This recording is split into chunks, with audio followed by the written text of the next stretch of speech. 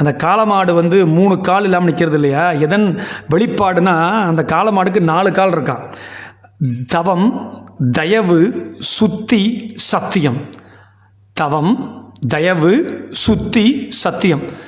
நம்ம நேற்றுக்கே போன தடவை வெள்ளிக்கிழமையை பார்த்தோம். தவம் எப்போ பண்ணுவோம்? நம்ம பக்தியுடன் சிறிது காலம் இருந்தால் அதற்கு பேர் பக்தி, கொஞ்ச நாளைக்கு இருந்தால் அதுக்கு பேர் விரதம். அதையே நாம் வாழ்நாள் முழுவதும் செய்தால் நமக்கு கிடைக்கக்கூடியது நாம் செய்யக்கூடிய தவம்.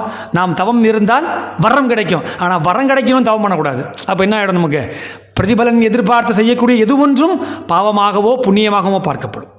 அப்போது முதல் கால் எதை காமிக்கிறதா? தவத்தை காண்பிக்கிறது. இரண்டாவது தயவு பாருங்க. ஏன்னா தயவு தாட்சண்யம். இறைவன் பாருங்கள், இப்போ முருகன் இருக்கா, இங்கே அம்பாள் இருக்கா, எல்லாம் இங்கே இல்லாத சுவாமியே இல்லை, சுற்றி உட்காந்துருக்கோமே. இறைகிட்ட மட்டும் நம்ம கருணை தயவு இல்லைன்னு வைங்களேன், நாம் செஞ்ச கர்மாவுக்கெல்லாம் ஓராயுள்ளையே எல்லாத்தையும் அனுபவிக்கணும்னு வைங்க, நம்மளாம் தாங்க மாட்டோம்.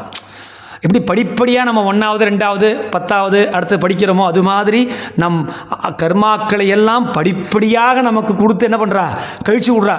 அவ்வளோ கருணை இருக்கணும் இறைவனிடத்தில். 2வது என்னது? தயவு. 3வது பாருங்கோ, சுத்தமாக இருக்க வேண்டும். அது ரொம்ப கஷ்டம், முடியவே முடியாதுன்னு வைங்களேன். மனுஷா நம்மளாம் முயற்சி பண்ண முடியாட்டாலும். 4வது மிக முக்கியமானது சத்தியம். பாருங்கள், சுத்தத்தை தாண்டியது சத்தியம். சமயத்தில் நம்ம மனசில் கலங்கம் இருக்கலாம், ஆனால் சத்தியத்திலிருந்து நாம் அந்த பிழறாமல் இருக்கும் பொழுது சுத்தம் வந்துடும் மனசுக்குள்ளே. அந்தளவுக்கு சத்தியத்தில் சக்தி அதிகம்.